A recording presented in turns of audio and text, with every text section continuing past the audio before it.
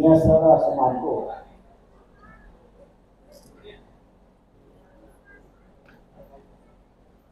की आपण जागे कधी होतो ज्यावेळेस आपल्याला चटका बसतो त्यावेळेस आपण जागे.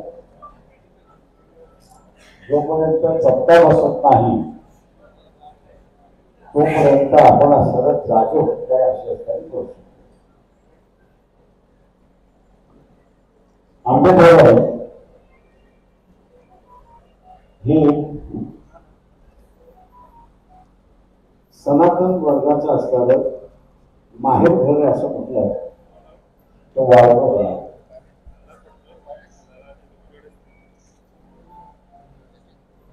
वंचित बहुजन आघाडी कुठल्या देवाच्या कुठल्या देवीच्या तो कुठल्या 10 किलोमीटर एक सोडून विरोधात नाही.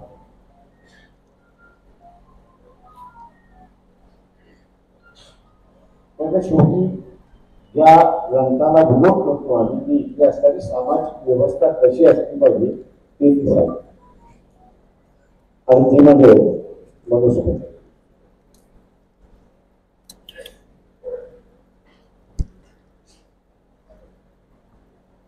जे ओबीसी संघटनेमध्ये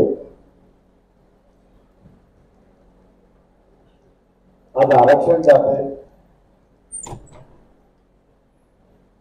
जागृत झालेली त्यांचा असताना मनपूर्वक आभार मानतो, स्वागतही करतो. ही जागरूकता आहे.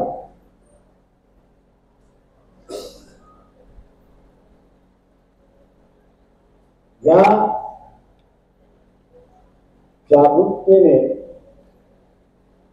आपण असणाऱ्या काही गोष्टी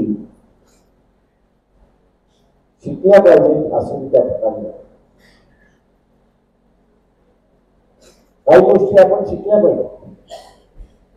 आणि मुळात या देशातले संत मग 4 वर्गापासून सुरुवात होतात, महावीरापर्यंत येतात, बुद्धापर्यंत येतात, वाल्मिकीपर्यंत येतात. त्याच्यानंतर असणारा मग गुरुनानक आहे, कबीर आहे, तुकाराम महाराज आहे, त्याच्यामध्ये असणारा संत सावरकर महाराज आहे, असे अनेक आहेत.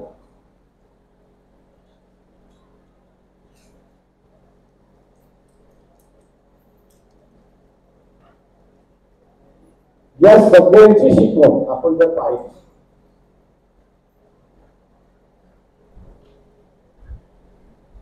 तर ती असं म्हणते की मानवतेची व्यवस्था आली पाहिजे, बंधुभाव हा असणारा वाढला पाहिजे, एकमेकांबद्दल असणाऱ्या प्रेमाची भावना त्या ठिकाणी बाळगली पाहिजे आणि आपण सर्वांना माना सन्मानाने त्या ठिकाणी वागतो.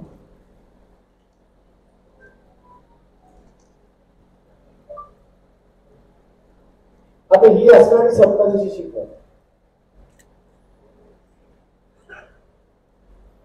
मनुस्मृतीची शिकवण काय आहे?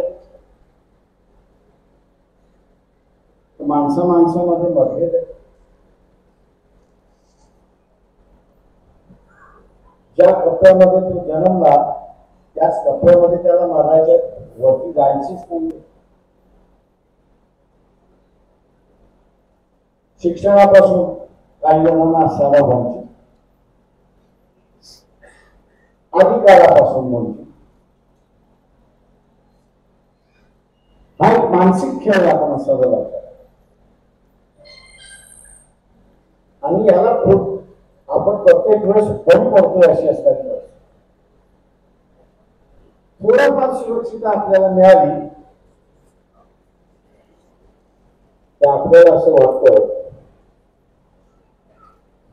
मी आता जग आहे आणि ती सतर्कता आपण बाळगली पाहिजे. तर सतर्कता आपण असायला बाळगत ती सतर्क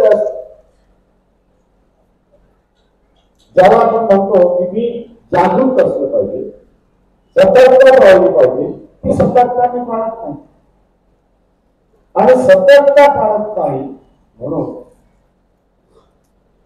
पुन्हा पुन्हा लढण्याची पाळी आपल्याला घ्यावी.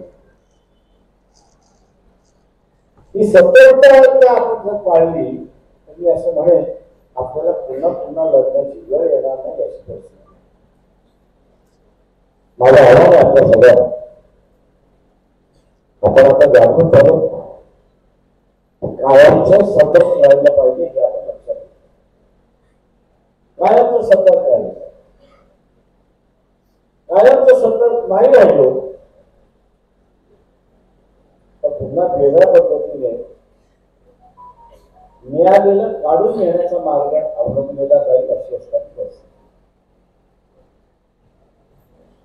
आज काढून घेण्याचा मार्ग काय आहे? ओबीसीला मिळालेल्याचं काढून घेण्याचा मार्ग काय आहे? तो म्हणजे मराठा समाजाला ओबीसीच्या कोट्यातून आरक्षण द्या.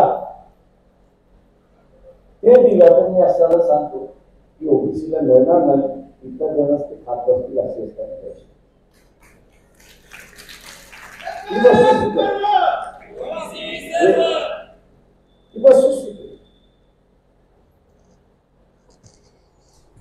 आणि म्हणून आमची भूमिका स्पष्ट आहे. ओबीसीचं ताट वेगळं असलं पाहिजे आणि नव्यानं त्याला तुम्ही आरक्षण देणार आहात त्याचं ताट वेगळं. दोघांचं ताट एक असता कामा नये ही आमची असणारी भूमिका आहे. त्याच्यामुळे आम्ही आमच्या भूमिकेतून बाजूला पडलो असं नाही. एवढंच फक्त आहे की 55 लाख ओबीसीचे सर्टिफिकेट वाटण्यात आले आणि दुर्दैवाने मी असं म्हणेन की कुठल्याही राजकीय पक्षाने ती भूमिका घेतली नाही की हे 55 लाख 4-5 महिन्यामध्ये सर्टिफिकेट वाचण्यात आलेले आहेत. हे बोगस आहे, कुठे आहे ते रद्द करा. ही भूमिका कुठल्याही राजकीय पक्षाने घेतली नाही. वंचित बहुजन आघाडीने घेतली. त्यावेळेस ओबीसीने असं वाटायला लागलं की आम्ही आता त्यांच्या बरोबर आणि तुमच्या बरोबरच आहोत एवढं लक्षात. आम्ही आपल्या बरोबरच आहोत असं लक्षात. म्हणजे खरं आहे ते खरं आहे, खोटं आहे ते खोटं आहे. वाटण्यात आलेल्या जात प्रमाणपत्र हे खोट्या पद्धतीने वाटले गेलेले आहे, चुकीच्या पद्धतीने वाटले गेलेले आहे आणि खोट्या चुकीच्या पद्धतीने वाटल्या गेलेल्या पत्राबरोबर वंचित बहुजन राहणार नाही ही भूमिका आम्ही मांडली आणि ते सगळं सांगितलं. मला सांगा जी भूमिका आम्ही घेऊ शकलो तिथे सगळी ओबीसी संघटना मिळून तुम्ही जिल्ह्यामध्ये तरी का घेतली नाही? भीती कसली?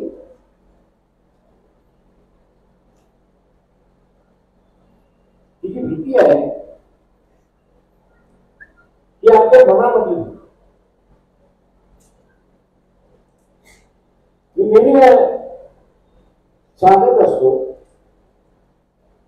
की ज्याने आरोप केलं तुम्ही डबल आवाज चढून कार्य केलं की थोडा विचकतो किंवा विचकतो. त्यालाही भीती वाटते की चला आपल्याला हा मारली का, हा आपल्याला आपल्यापेक्षा भारी पडेल. प्रत्येकाला भीती असते, पण प्रत्येकाला भीती जरी असली तरी तो कार्य करायचं थांबत नाही, आरे करायचं थांबत नाही. पण ज्याने आरे करायचं थांबवलं आणि ज्याने कार्य करायचं थांबवलं त्याच्यावरती मग हाती व्हायला लोक सुरुवात होतात अशी असतात. माझा सांगण्याचा मुद्दा हा की आपण आजच्या परिस्थितीमध्ये आहोत. मी उघड म्हणतोय की प्रत्येक गावामध्ये 2 तट तयार झाले. एक तट मराठ्यांचा आहे आणि दुसरा तट ओबीसी.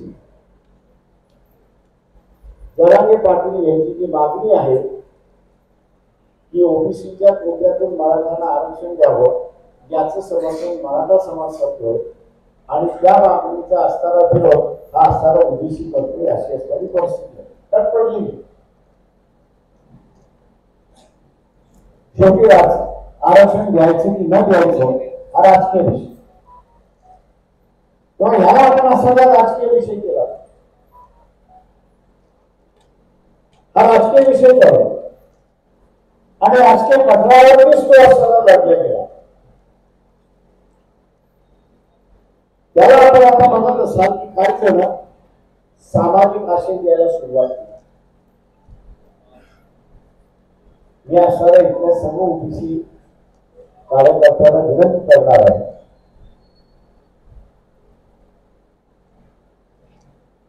की हा सामाजिक विषय हा राजकीय असतो. तो या पक्षामध्ये सेनेमधला असेल तर सेनेमध्ये, काँग्रेसमधला असेल काँग्रेसमध्ये, राष्ट्रवादी मधला असेल राष्ट्रवादीमध्ये, बीजेपी मधला असेल बीजेपी मध्ये, उद्धव ठाकरे ज्या सेनेमधला असेल त्या पक्षामध्ये, त्यांनी आपल्या पक्षावर भांडण केलं. शारीरिक भांडण म्हणत नाही, पण त्याने वैचारिक भांडण सुरुवात केलं पाहिजे की ओबीसीला तुम्ही किती जागा देणार एवढं सांगा. वादाघाटी होणार कोणाला. उदाहरणार्थ उद्या असताना बीजेपीला 100 जागा मिळाल्या तर ओबीसीचा कार्यकर्ता जो बीजेपी मध्ये आहे त्याने ठामपणे म्हटलं पाहिजे, ताकदीने म्हटलं पाहिजे की किमान 50% जागा या ओबीसीला आल्या. हिंमत आणि ही ताकद ओबीसीच्या कार्यकर्त्यांनी दाखवली. राजकीय जीवनात कुठल्याही राजकीय पक्षावरती अवलंबून कोणाचं जीवन आहे असं त्या ठिकाणी मानत. आपण आपल्या पक्षामधला बदल करण्याचा मानस हा बांधला. आपण जर आपल्या पक्षाला बदलण्याचा मानस केला तर आज राष्ट्रवादी काँग्रेस मराठ्यांचा पक्ष, त्यांचा नेता मराठ्यांचा नेता, काँग्रेस मराठ्यांचा पक्ष त्याचा नेता बाळासाहेब थोरात हेही मराठ्यांचे, उद्धव ठाकरे सेनेचे कायस्थ प्रभू म्हणजे कायस्थ करणे, भारतीय जनता पक्ष देवेंद्र फडणवीसचा चेहरा आहे, ब्राह्मण आहे म्हणतो ब्राह्मणाचा म्हणजे ओबीसीला विचारतो की तुमचा पक्ष कुठला, तुम्ही त्या पक्षामध्ये तुमचा पक्ष कुठला, तुम्ही प्रत्येक पक्षामध्ये उभे आणि या देशामध्ये रेफरन्सची वाहतूक केलेली आहे तर पाहिजे. हे जे राजकीय पक्ष समाजामध्ये आपल्यामध्ये वाटून घेतलेले आहेत त्याला पूर्णपणे बदलणं हे ओबीसीचं कार्य आहे असं मी त्या ठिकाणी मानतो.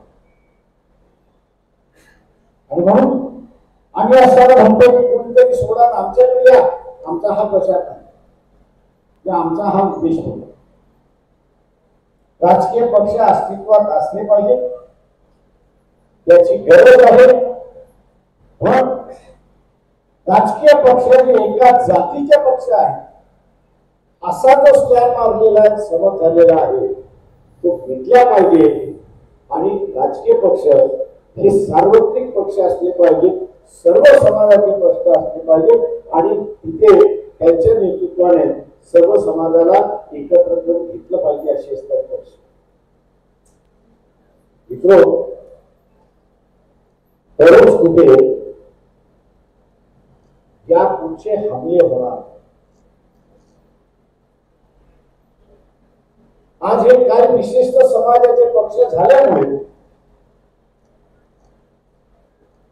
ते आज एकत्र आहेत, गप्प बसलेले आणि जरांगे पाटलांची मागणी बरोबर आहे की चूक आहे हेच मांडत नाही अशी परिस्थिती.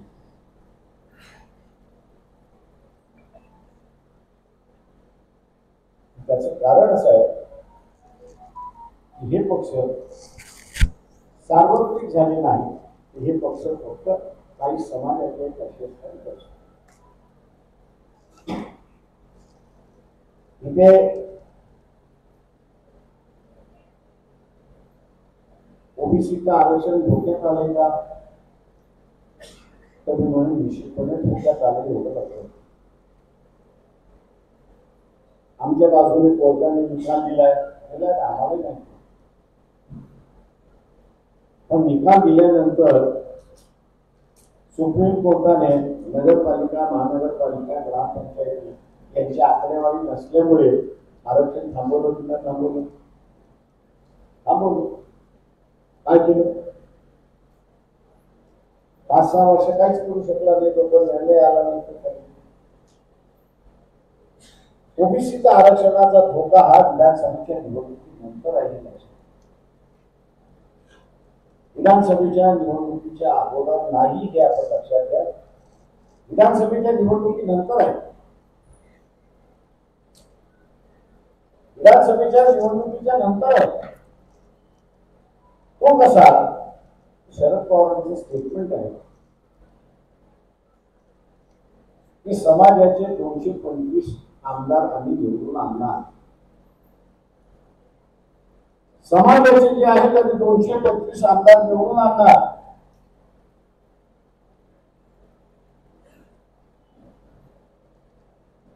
आता 225 आमदार समाजाचे निवडून आल्यानंतर त्यांना काय करायचंय? त्यांना एवढंच करायचंय की ओबीसीची जी मागणी आहे, जनगणनेची मागणी आहे, आमची संख्या किती आहे ही जी मागणी आहे, याच मागणीच्या अनुसार ठराव करायचा आहे. ओबीसीच्या जनगणना झाली पाहिजे, ओबीसीची जनगणना झाली पाहिजे आणि ती जोपर्यंत होत नाही आणि ओबीसीचे खरे आकडे कळत नाही तोपर्यंत ओबीसीच्या आरक्षणाला स्थगिती देण्यात आली. काय करू शकतात? काही करू शकत नाही. अनेक महाभारताला म्हटले की आम्ही कोर्टात जाऊ. मी त्यांना म्हटलं सोडीची केस आहे, वाचा. सभागृहामध्ये त्यांनी पैसे खाते मतदान दिलं, सगळं सिद्ध झालं आणि कोर्ट म्हणू शकतात की आम्ही असताना सोडीच्या विरोधात काही कारवाई करू शकत नाही. याचं कारण ते सभागृहाचं कामकाज जे आहे त्याच्यामध्ये कोर्ट हस्तक्षेप करू शकत नाही आणि कुठलाही निर्णय देऊ शकत नाही. त्यांनी दिलेला निर्णय गैर निर्णय आहे म्हणून संविधानिक स्टँड मागून होता.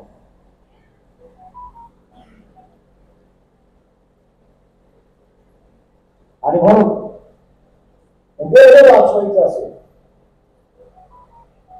तर टार्गेट ठेवून चालवणं. आणि म्हणून आम्ही जे असणाऱ्या वंचित बहुजन आघाडीच्या वतीने जे फ्लेक्स काढले, पोस्टर्स काढले, टार्गेट्स काढले, त्याच्यामध्ये आज म्हटलंय की ओबीसीने किमान 100 आमदार या निवडणुकीमध्ये निवडून आणले पाहिजे. आता मला सांगा, धनगर माळ्याला मतदान देतो का? माळी जो आहे कुंभाराला मतदान देतो का? कुंभार जो आहे तो इसळीला मतदान देतो का?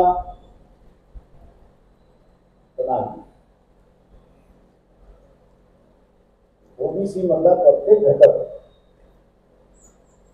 आपल्या कवचामध्ये अडकलेला आहे,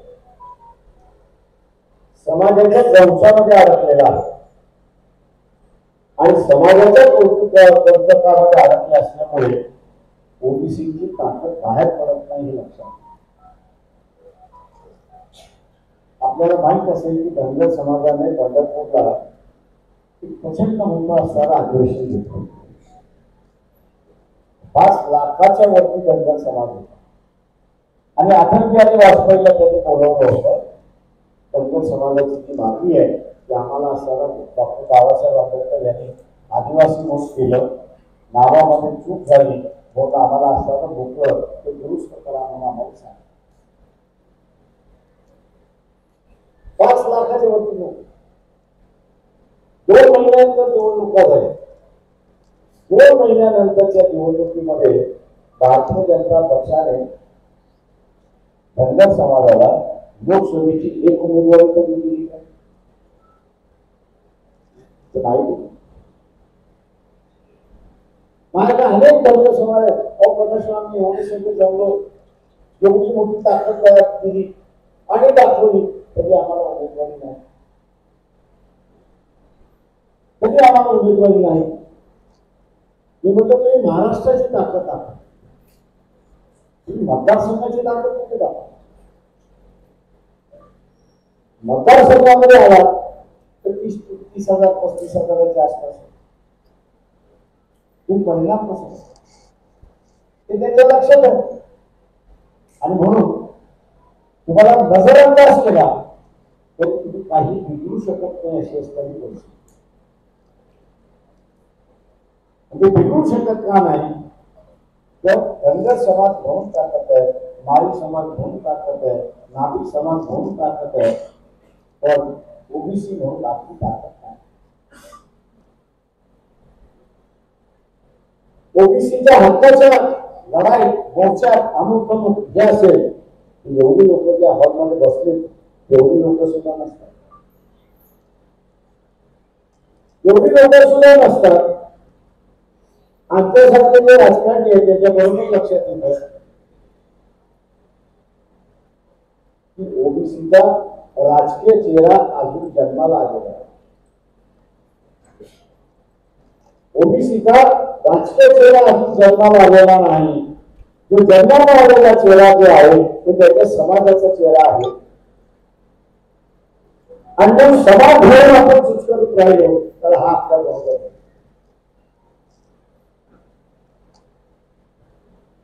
उद्याची 100 आमदार निवडून आणायचे असेल आणि आरक्षण खऱ्या अर्थाने वाचवायचं असेल, निर्याचा येणारा ठराव हा जर थांबवायचा असेल तर ओबीसीचा राजकीय चेहरा उभा आला पाहिजे हे आपण लक्षात. ओबीसीचा राजकीय चेहरा हा समोर आला. या लोकसभेमध्ये अनेक वेगवेगळ्या पक्षाचे उमेदवार की जे ओबीसीची भाषा करतात.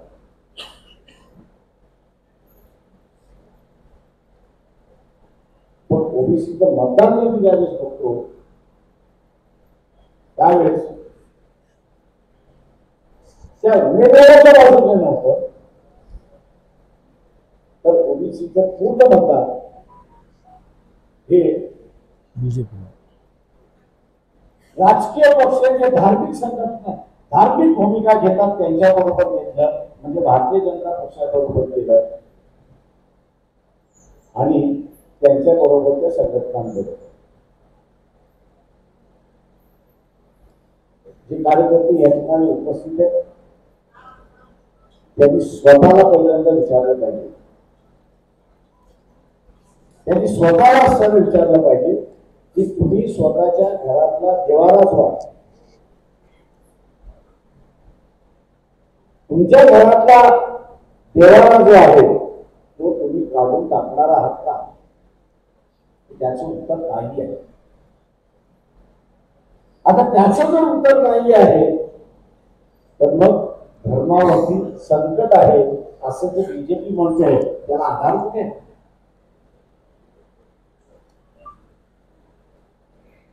भारतीय जनता पक्ष असेल, उद्धव ठाकरे असतील किंवा एकनाथ शिंदेचा पक्ष असेल किंवा इतर धार्मिक संघटना ज्या आहेत ते असं म्हणतात की धर्मावरती संकट आहे, तुम्ही जोपर्यंत देवाला काढत नाही तोपर्यंत संकट आलं कुठून? जो काही वाद वडिलांचा असणारा धर्म आहे देवाला आहे तो घरामध्ये राहणार, त्याला पूजत राहणार, तोच पुढे चालत राहणार. धर्माच्या नावाखाली फसवल्या जाते याची असणारी ज्ञान आपण लक्षात घ्या. ठीक आहे, बीजेपीला मतदान दिलं, मला काहीच हरकत नाही. उद्धव ठाकरेला मतदान दिलं, काहीच हरकत नाहीये. एकनाथ शिंदेला मतदान दिलं ओबीसीने, याच्याबद्दल मला काहीच हरकत नाही. पण आज ज्यावेळेस वेळ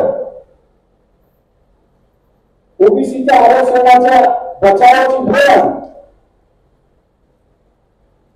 त्यावेळेस ज्याला तुम्ही मतदान केलं ते पक्ष कोणाच्या बाजूने आहे? तुमच्या बाजूने आहेत का? आणि तुमच्या बाजूने नाही तर का नाही?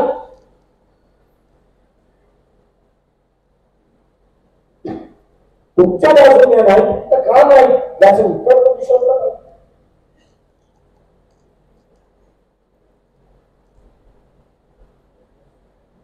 उत्तर हे आहे की यांना आरक्षणालाच विरोध आहे, यांच्या आरक्षणालाच विरोध आहे.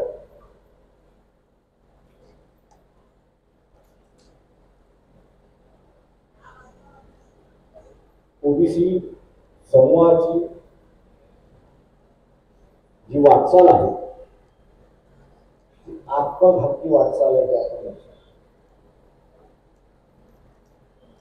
एका बाजूला राजकीय प्रतिनिधित्व मिळत नाही आणि दुसऱ्या बाजूला जी काही व्यवस्था आपल्या बाजूची आहे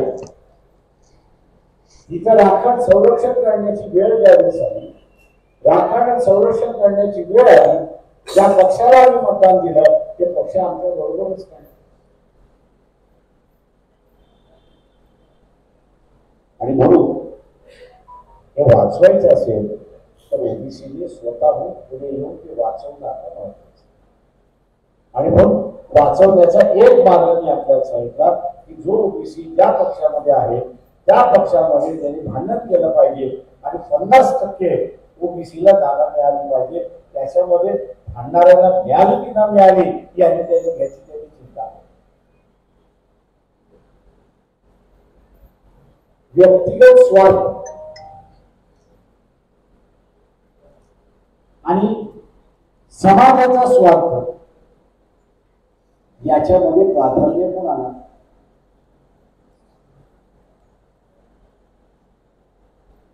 याच्यातलं प्राधान्य कोणाला?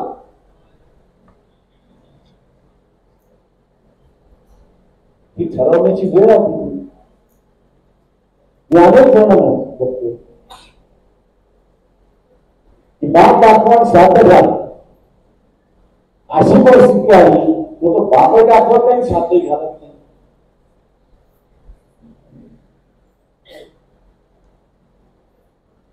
तो बापही दाखवत नाही, श्राद्धही घालत नाही. परिस्थिती कोणाच्या काय केली?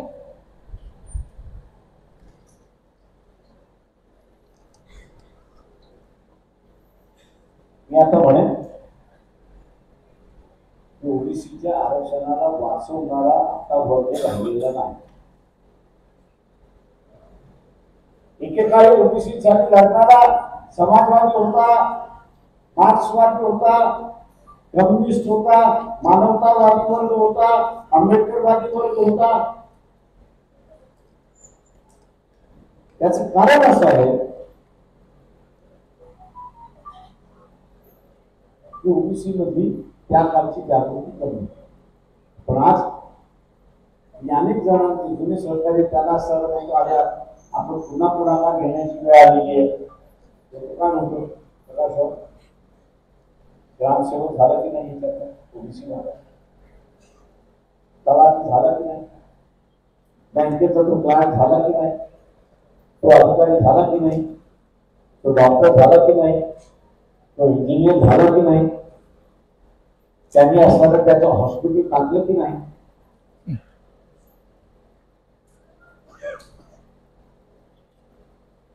यांनी पुढाकार घ्यायला नको, याने घ्यायला नको का? हे पुढे आले ते यांना आपण यशस्वी कसं व्हायचं ते आपण असं, पण हे पुढे येणार नसते तर आपण किती दिवस लढत नसतो.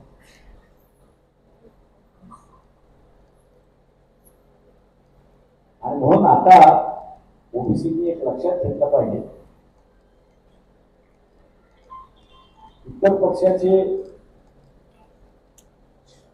अधिवेशन असतात त्यावेळेस आपल्याला बोलवलं जातं, निमंत्रण दिल्या जाते किंवा आमचा पक्षाचं अधिवेशन या त्यावेळेस तुम्ही सांग, आपण सांगतो यायचं असेल तर गाडी दे, घोडं दे, चहा पाणी दे, दे, मी द्यायला असं ते मागतो. पण आता हे इतरांचं नाहीये, हे आपलंच आहे. नवरदेवही आपलाच आहे आणि नवरी सुद्धा आपलीच आहे, घरवलेही आपणच आहोत आणि लावणारे सुद्धा आपणच आहोत. नवरा आणि नवरी स्टेजवरती आले नाही किंवा आलेच नाही तर लग्न लागणार नाही. तर ओबीसीने आता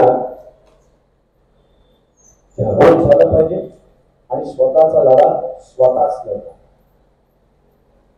मी इथे विचारतो ना की अनेक सगळ्यांमधून विचारतो की बा 7 ऑगस्ट याचं महत्व काय?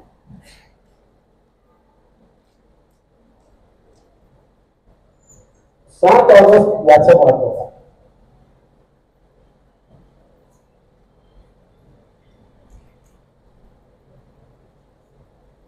आपण सगळेजण अनपेक्षा 7 ऑगस्ट ओबीसीच्या आयुष्यामधला सगळ्यात मोठा सामाजिक परिवर्तन करणारा दिवस असं मी या ठिकाणी मानतो.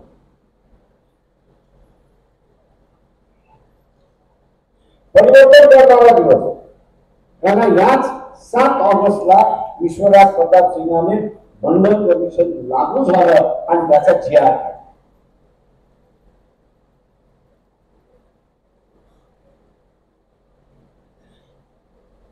ओबीसीने मी जसं म्हणालो की जागरूकता स्वतःची चळवळ. 7 ऑगस्ट हा जर मंगल दिवस आपण साजरा करत आलो असतो, राजकीय जागरूकता आपली दिसली असती आणि राजकीय जागरूकता दिसली असती तर कदाचित आरक्षण हे आम्हाला ओबीसी मधून पाहिजे असं मागितलं गेलं. तर राजकीय जागरूकता नसल्यामुळे दल्ला मारण्याची संधी मिळाली आहे की दल्ला मारण्याचा असणारा पुरावा आहे. तुम्ही आज किती म्हणा किंवा शासनाने मराठा समाजाला दुसरं ताट करून द्यावं, आम्ही त्याच्या सहमत आहोत, आम्ही त्याला पाठिंबा देतो आहोत, तरी या विधानसभेपर्यंत ही मागणी पुढे येणार नाही. तर आम्हाला ओबीसी मधूनच आरक्षण पाहिजे ही मागणी पुढे. मी जसं म्हणालो की समाजाचा मेळावा मोठा होतो पण ओबीसीचा मेळावा मोठा होतो. ओबीसीचा मेळावा मोठा होत नाही. 7 ऑगस्टला या आरक्षण बचाव यात्रेचा आम्ही असताना सांगता करतो औरंगाबादला आणि तो मंगल दिवस म्हणून रुजला गेला पाहिजे आणि यापुढे 7 ऑगस्ट हा मंगल दिवस म्हणून साजरा केला पाहिजे. याची सुरुवात आपण असताना केली पाहिजे आणि सुरुवात करत असताना एक राजकीय संदेश आपल्याला द्यायचा आहे की आम्ही आता ओबीसी म्हणून एक राजकीय चेहरा आमचा पुढे आलेला आहे आणि ही आज आमची राजकीय ताकद. या धैर्ययुक्त वातावरण या ठिकाणी अनेक जणांनी सांगितलं, याचं उत्तर द्यायचं असेल तर मी म्हणतो नेहमी डॉक्टर बाबासाहेब आंबेडकरांचे तंत्र आपण वापरतो. फार सभा बाबासाहेबांनी घेतल्या, मोजक्याच सभा त्यांनी असतात, पण ज्या सभा घेतल्या त्या त्यांनी पूर्ण ताकदीने दिली. ती सभाच एक भाषा बोलते हे आपण असावं लक्षात. माईक हे दुसरं बोलतो. हिंदीमध्ये त्याला भीड म्हणतात. भीड आपला एक संदेश घेते. हे भीतीचं वातावरण जे आपण म्हणताय याला उत्तर द्यायचं असेल तर इथे जमलेल्या सगळ्या ओबीसी नेत्याने ठरवलं पाहिजे त्याने आजपासून कामाला लागू आणि औरंगाबादच्या मंडल जिल्ह्याला साजरा करत असताना 1 लाखाच्या खाली तिथे जनता राहणार नाही, ओबीसीची जनता राहणार नाही. भीड बोलते हे आपण असायला लक्षात घ्या. भाषा ही एक मार्ग सांगते, भीड आपली असावी एक भाषा सांगते. किंवा या भीडेच्या भाषेला सुद्धा ओबीसीने ओळखलं पाहिजे आणि ओबीसी म्हणून आपण एक राजकीय दाखवूया. 7 ऑगस्टला औरंगाबादला आपण सगळे उपस्थित राहा यापेक्षा बाळगतो आणि आपली सगळ्यांची रजा घेतो.